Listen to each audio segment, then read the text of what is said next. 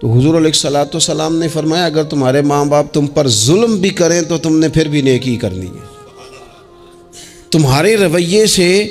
خیر ہی پھوٹنی چاہیے، تمہارے لب و لہجے سے ان کے لیے ہمیشہ خوبصورت رائے کا اظہار ہی ہونا چاہیے، تمہارے بازو ان کے لیے ہمیشہ کھلے رہنے چاہیے، اور تمہیں ان کے معاملے میں ہمیشہ اپنے رب کو جواب دینے کا تصور قائم رکھنا چاہیے، تمہارے اندر کہیں کمزوری نہ آئے۔ میں بڑی دیر سے اپنے دوستوں کی توجہ اس بات کی طرف مبذول کرا رہا ہوں کہ انسان کے ساتھ ہی ساری چیزیں رہتی ہیں، بیماریاں بھی، پریشانیاں بھی، کاروبار کا اتار چڑھاؤ بھی، انسان کے ساتھ دوستوں کی کبھی وفاداری، کبھی بے وفائی، کبھی بچوں کے مسائل، کبھی دیگر رشتہ داروں کے مسائل۔ اسے حکم یہ دیا گیا ہے، اسے سمجھایا یہ گیا ہے کہ وہ کسی ایک چیز میں الجھ کر باقی چیزوں کو بھولنا نہ شروع کر دے، کسی ایک پریشانی، ایک آزمائش کی وجہ سے اپنی زندگی کے سارے معاملات کو داؤ پہ لگانا نہ شروع کر دے، بلکہ وہ اپنے دل کو، اپنے سینے کو، اپنی طبیعت کو کشادہ رکھے۔ یہی معاملہ ماں باپ کے تعلق سے ہوتا ہے۔ ہم نہ ذرا دیگر کاموں میں بعض اوقات اس طرح کا الجھتے ہیں کہ اپنی اس اہم ذمہ داری سے ہم نظریں ہٹا لیتے ہیں۔ میرے نبی اکرم صلی اللہ تعالی علیہ وسلم سے ایک شخص نے یہ عرض کیا تھا کہ یا رسول اللہ صلی اللہ تعالی علیہ وسلم، میں نے نہ تیز دھوپ میں جلتی اور تپتی ہوئی زمین پر کئی میل کا سفر اپنی ماں کو اٹھا کے اس طرح کیا ہے کہ میرے پیروں میں جوتے نہیں تھے۔ اس پوری بات کو پھر سے آپ سمجھے بھلا میں نے کیا کہا۔ یعنی گرم زمین پر گرمیوں میں چلنا ایک انتہائی مشکل کام ہے، اور پھر گرمی اگر عرب شریف کی ہو اور صحرائی علاقہ ہو، اور پھر آپ نے ایک شخص کو بھی کندھوں پر اٹھایا ہوا ہو۔ یا رسول اللہ صلی اللہ تعالی علیہ وسلم، گرم موسم میں گرم ریت پر ننگے پاؤں ماں کو اٹھا کر میں نے میلوں کا سفر کیا ہے۔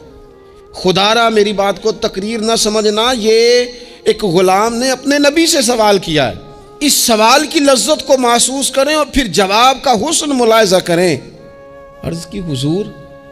پڑھا میں نے سنا ہے کہ ماں باپ کی خدمت کا حق ادا کرنا چاہیے، تو وہ میں کوئی حق ادا کر سکا ہوں، کوئی خدمت کر سکا ہوں؟ اس نے کہا میں نے میلوں ننگے پاؤں تپتی زمین پر صحرا میں سفر کیا ہے۔ تو محبوب کریم نے بھی اسے سبق یاد کرایا۔ اس نے اپنی طرف سے خدمت بتائی تھی تو حضور نے ماں کی شفقت بتائی۔ فرمایا جب تو پیدا ہوا تھا تو تیری ماں کو درد کے جھٹکے آئے تھے، وہ جو جھٹکے آئے تھے نا، ان جھٹکوں میں سے اب یہ ایک جھٹکے کا بھی تو حق ادا نہیں کر سکا۔ وہ جو درد کے جھٹکے تھے، وہ جو تکلیف تھی، کتنی مائیں دوران زچ کی دنیا سے چلی جاتی ہیں۔ وہ بیٹا پیدا کر گئی، خود رخصت ہو گئی، وہ جان پر کھیل گئی، لیکن ایک زندگی دنیا میں چھوڑ گئی۔ لیکن کیا کبھی ایسا ہوا ہے کہ کسی ماں نے کہیں کھڑے ہو کے کہا ہو کہ اوہو میں نے بڑا کام کیا ہے، میں نے بڑی خدمت کی ہے، میں نے یہ کیا ہے، میں نے یہ اعزاز دیا ہے؟ لیکن بچے تھوڑا سا کر کے نا، آپ نے ناراض نہیں ہونا، میں نے اپنے کانوں سے یہ باتیں سنی ہیں کہ جی الحمدللہ میں نے ابا جی کو حج کرایا ہے، شکر ہے اللہ کا جی، ابا جی میرے پاس ہی تھے جی، باقی بھائیوں کے پاس نہیں تھے۔ تو ابا جی کس کے تھے؟ پڑوسی نے حج کرانا تھا، آپ کے پاس تھے نا، تو آپ کے والد ہی تھے نا۔ آپ نے یہ 20 مرتبہ بتایا ہے کہ والد کی میں خدمت کرتا ہوں، میرے پاس رہتا، یہ بھی بتاؤ کہ ابا نے مجھے حصہ کتنا دیا ہے۔ ساتھ یہ بھی بیان کرو کہ صرف ابا ہی میرے پاس نہیں رہتا، میں نے بھی ساری زندگی باپ کے پاس ہی گزاری ہے۔ اس نے بھی کبھی کہا تھا چاروں میرے پاس ہوتے ہیں، پانچوں میں نے رکھے ہوئے ہیں۔ کیا مذاق ہے، کتنی چھوٹی سوچ ہے۔ اپنے والدین کے ساتھ بڑا رویہ عمدہ کیا جائے، کبھی نہ الجھنا۔ خبردار، ایک مقام پر ماں باپ کی نافرمانی کی جا سکتی ہے، وہ کب؟ جب وہ آپ کو دین کے مخالف چلنے کا کہیں، جب رب رسول کی مخالفت کا معاذ اللہ کہیں، اور مسلمان والدین یہ کبھی کہہ سکتے نہیں۔ باقی ہر کام میں ان کی فرما برداری ہے، ان کی خدمت ہے، ہر جائز کام میں ان کی بات کو تسلیم کرنا ہے۔ بلکہ حضرت اسماء بنت ابی بکر صدیق، حضرت صدیق اکبر رضی اللہ تعالی انہوں کی صاحبزادی ہیں، انہوں نے ایک دفعہ نبی پاک علیہ السلام کی خدمت میں ایک سوال بھیجا تھا، عرض کی یا رسول اللہ صلی اللہ تعالی علیہ وسلم ماں مشرکہ ہے، اللہ رسول کو نہیں مانتی، معاذ اللہ، ماں مشرکہ ہے، تو حضور وہ مجھ سے ملنا چاہتی ہے، کیا میں اس سے حسن سلوک کر سکتی ہوں؟ نبی کریم نے فرمایا تیری تو ماں ہے نا، چل تو اچھا سلوک ہی کر، تو اپنا رویہ اس کے ساتھ ٹھیک رکھ، کیونکہ تیری والدہ ہے۔ میں آج حقوق والدین پر تقریر نہیں کرنے جا رہا، بس ایسے ہی مجھے خیال آیا، میں ایک دوست نے ایک سوال پوچھا ہے، مجھے اچھا لگا ان کا بات پوچھنا۔ انہوں نے یہ پوچھا ہے کہ اگر کسی شخص کے والدین دنیا سے چلے جائیں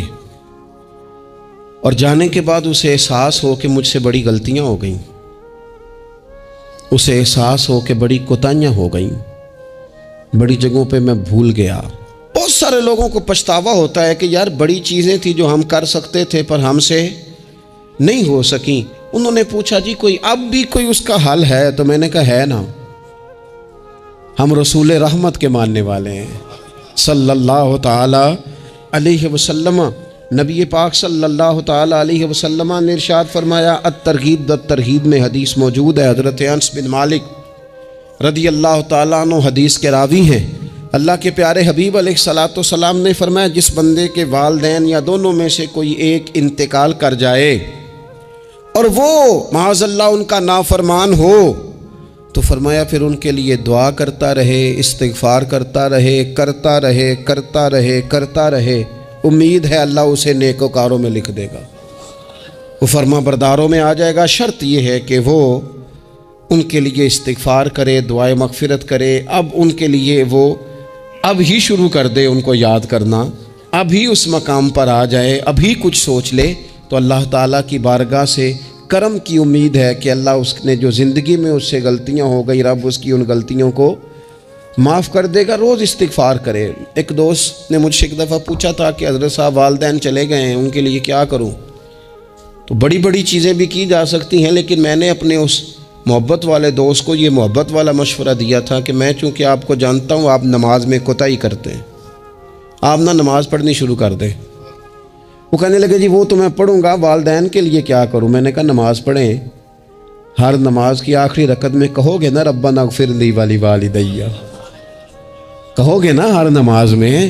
تو کتنا بڑا اجر ملے گا آپ کے والدین کو۔ اور پھر وہ سارا اسلوب کہ پہلے آپ نے قیام کیا، پھر آپ نے رکوع کیا، پھر آپ نے سجدہ کیا، پھر آپ اتحیات میں بیٹھے، پہلے آپ نے اللہ کی بارگاہ کے اندر اس کی عبادت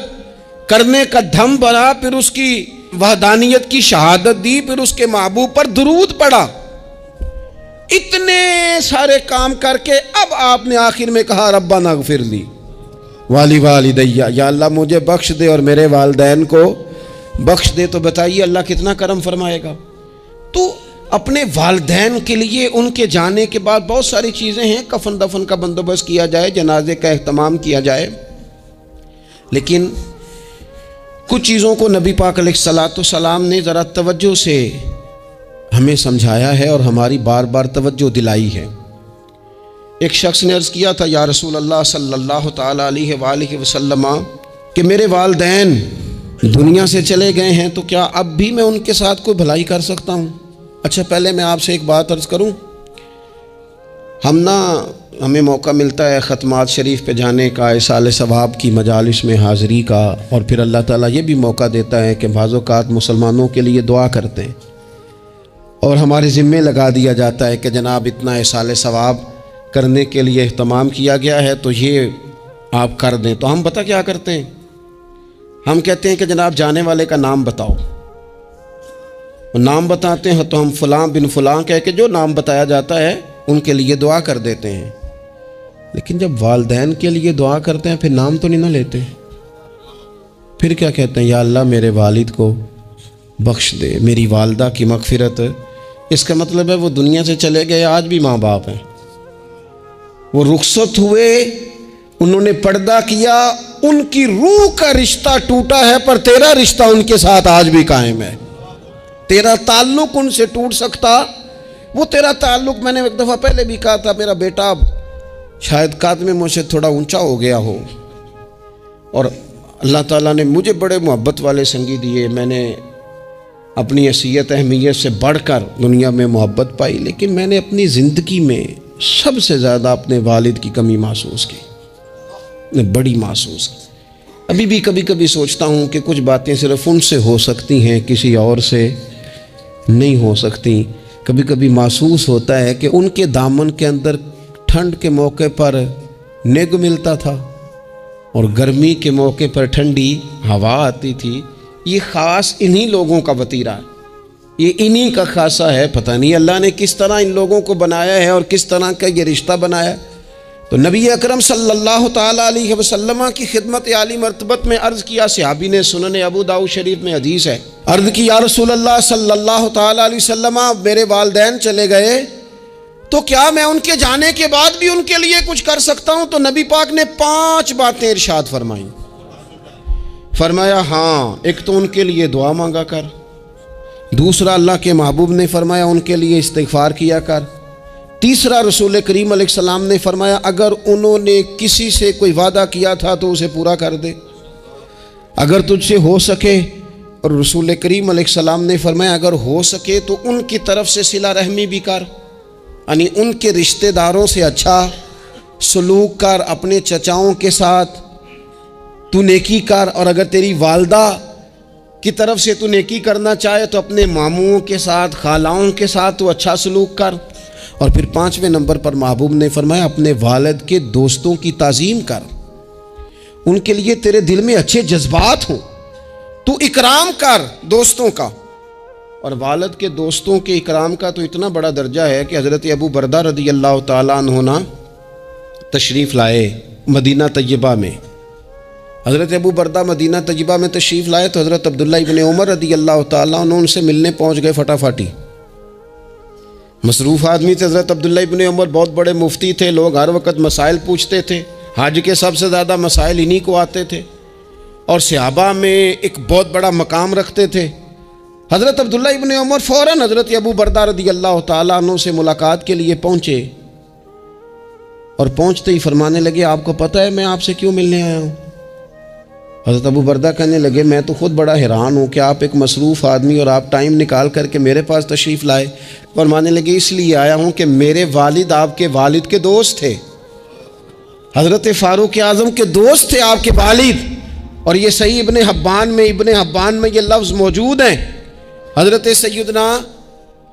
عبداللہ ابن عمر رضی اللہ تعالیٰ عنہ فرمانے لگے نبی پاک علیہ السلام نے فرمایا ہے کہ جو اپنے والد کی قبر میں ان سے اچھا سلوک کرنا چاہے وہ والد کے دوستوں کے ساتھ اچھا سلوک کرے، وہ اس رویے کو، اس محبت کو قائم کرے،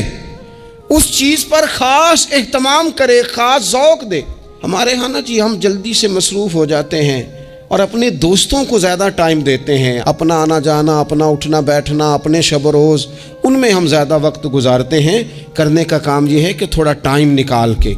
تھوڑی فرصت دیکھ کر اس پر تھوڑی توجہ دی جائے۔ اسی طرح معروف روایت سیاستہ میں موجود ہے،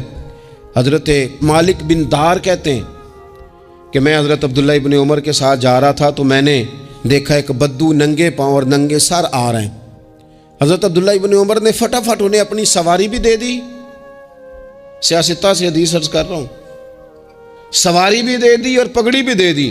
فرماتے میں نے عرض کی حضرت عبداللہ ابن عمر سے کہ حضور یہ بدو ہیں، یہ تو تھوڑے سے نذرانے پہ بھی خوش ہو جاتے،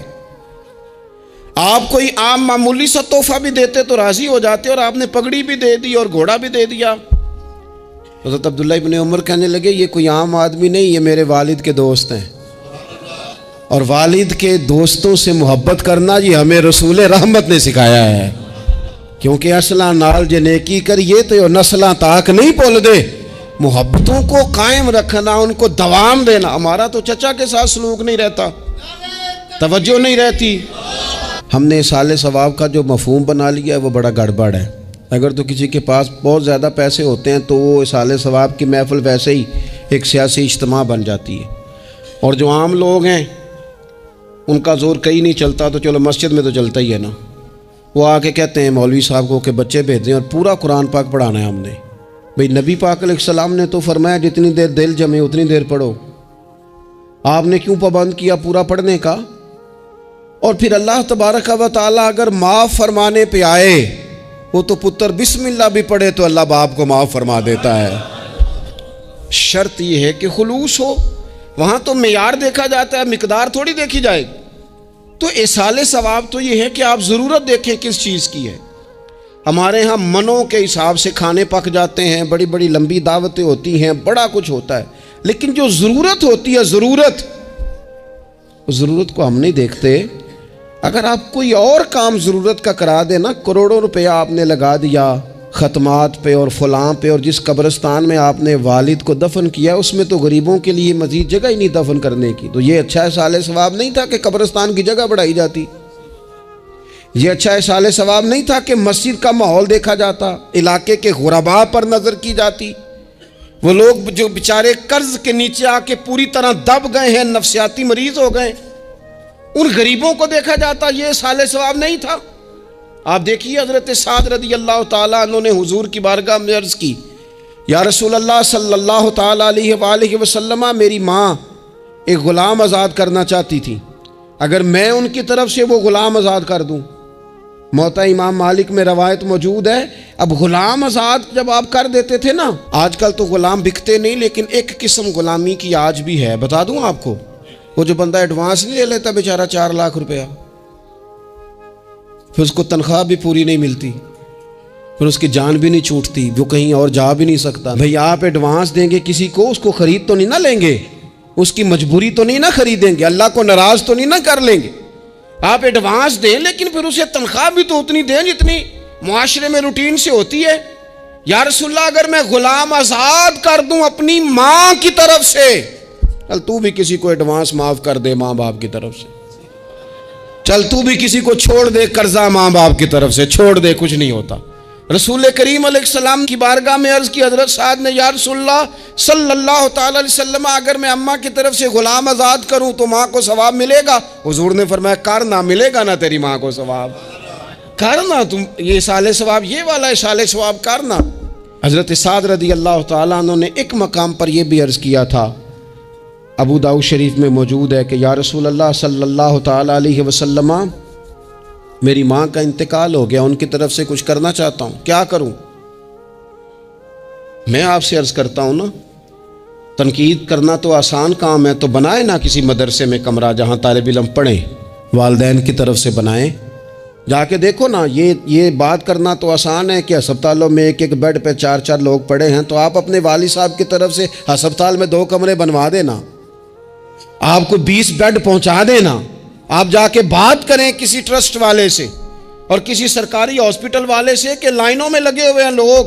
ہارٹ کا پیشنٹ جو بیچارہ قریب ہو جاتا ہے موت کے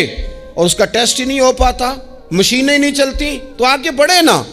کیا یہ کام نہیں ہے دور بیٹھ کر تنقید کر دینا اور تھوڑی دیر تبصروں کا مزہ لے کے چپ کر دینا؟ یہ تو کوئی بھی کر لے گا، لیکن عملی اقدام کس نے کرنا ہے؟ حضرت سعد نے عرض کی، حضور اماں چلی گئی ہے، ان کے لیے کیا کروں؟ تو شارحین حدیث کہتے ہیں شاید میٹھے پانی کے کنووں کی بعض جگہوں پہ کمی تھی، کریم نے فرمایا پانی کا ایصال ثواب کر۔ حضرت سعد نے اماں کی طرف سے پورا کنواں کھدوایا اور حضور نے نام رکھا، فرمایا یہ سعد کی ماں کے نام کا کنواں ہے، تو کر دیں اماں جی کے نام پر کوئی خیر کا کام۔ اگر اور کچھ نہ ہو سکے تو اگر گلی ہم نے تنگ کر دیا نا تو ابا جی کی طرف سے وہ کشادہ کر دیں، اس کا بھی ثواب ہوگا انشاءاللہ۔ 4 فٹ جگہ چھوڑ دیں تاکہ لوگوں کو آنے جانے میں آسانی ہو، جہاں جہاں آپ لوگوں کے لیے خیر کریں گے اس پہ اللہ اجر عطا کرے۔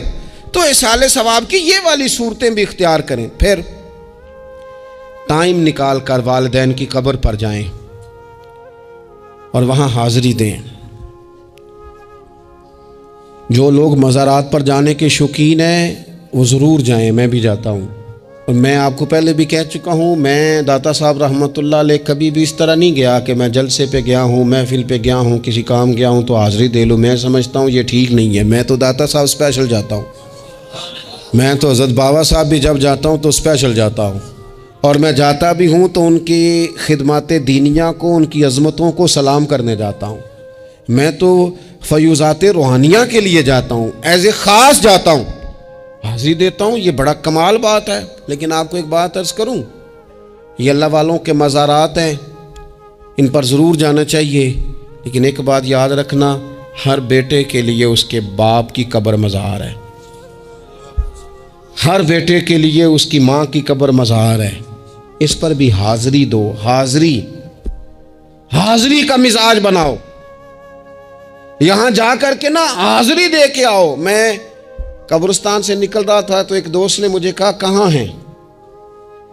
میں نے کہا میں اپنے والد صاحب کی قبر پہ حاضری دے کے آ رہا ہوں۔ کہنے لگے ان کا مزار کہاں ہے؟ میں نے کہا وہ آپ کے لیے تو کوئی روایتی مزار نہیں ہے، وہ میرے لیے مزار ہے، کیونکہ میرے والد ہیں نا، وہ راضی ہوں گے تو رب راضی ہوگا۔ والدہ کے لیے نبی پاک نے فرمایا اس کے پیروں کے نیچے جنت ہے، تو جس کے پیروں کے نیچے تیری جنت ہے، بتاؤ اس کی قبر تیرے لیے مزار نہیں؟ اس کی قبر تیرے لیے باعث فیوز و برکات نہیں؟ تو نبی پاک صلی اللہ علیہ وسلم نے فرمایا ایک روایت میں، جو ہر جمعے والے دن اپنے والدین کی قبر پہ جائے گا، اللہ تبارک و تعالی جانے والے کی بھی بخشش فرما دے گا۔ تھوڑا سا نا مخصوص سا ٹائم نکالیں، کچھ تھوڑا سا ارادہ کریں، حاضری کا پروگرام بنائیں۔ ایک بات اور عرض کرنی ہے یہاں، اس کو میں بڑا ضروری سمجھتا ہوں آخر میں آپ کی خدمت میں عرض کرنا۔ ایک بات اچھی طرح سے طے کر لینا، کچھ چیزیں ایسی ہوتی ہیں جو ادھار ہوتی ہیں، کچھ ایسی ہوتی ہیں جو نقد ہوتی ہیں، بالکل نقد، ان میں ادھار نہیں ہوتا۔ وہ کہتے ہیں نا جی ہم جی ادھار کا کاروبار نہیں کرتے، ہمارا سارا کاروبار کیش کا ہے، ہم بالکل ایک ہاتھ دے دوسرے ہاتھ لے، ہمارا یہ سلسلہ ہے، ہم بالکل جو ہے نا کسی قسم کا کریڈٹ پہ نہیں چلتے۔ میں آپ سے عرض کروں، نبی پاک علیہ السلام نے فرمایا کسی جرم کی سزا اللہ تعالیٰ دنیا میں نہیں دیتا اتنی جلدی، بہت ساری سزائیں رب نے روک دی ہیں، قیامت کو دی جائیں گی۔ اللہ تعالیٰ سب سزاؤں سے ہمیں محفوظ فرمائے،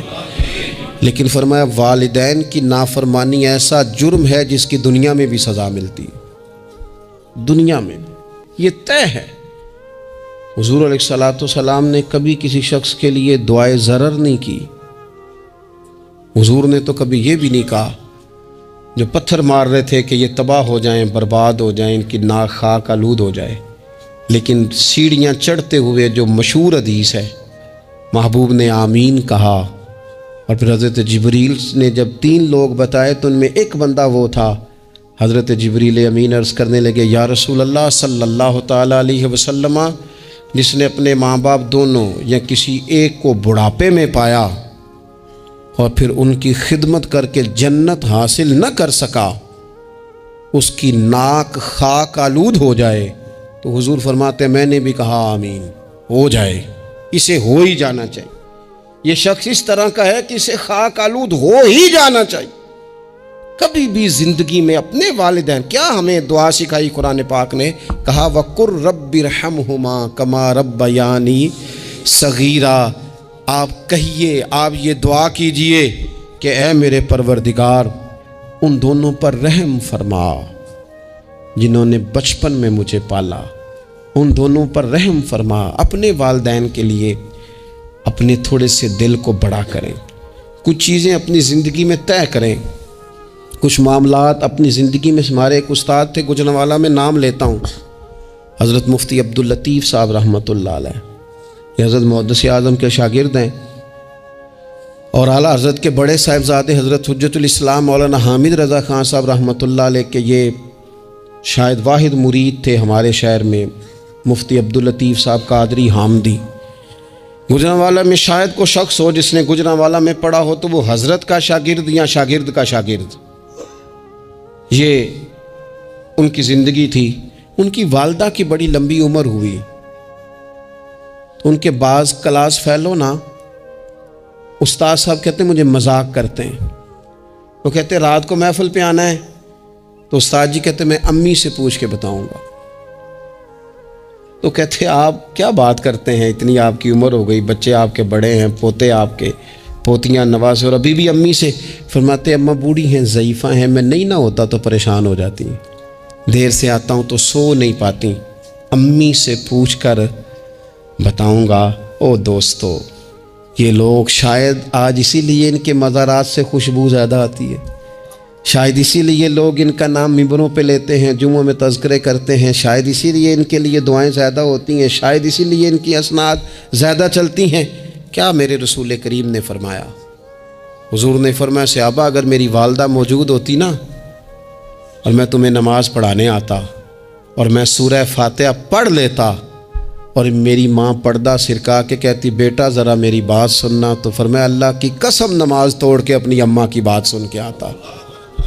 آپ میری بات کو سمجھیں، اس مفہوم کو اپنی زندگی میں پیدا کریں، اور بالخصوص والدین رخصت ہو جائیں تو پھر تو زیادہ حق بنتا ہے کہ ہم تھوڑا اور زیادہ محتاط ہو جائیں۔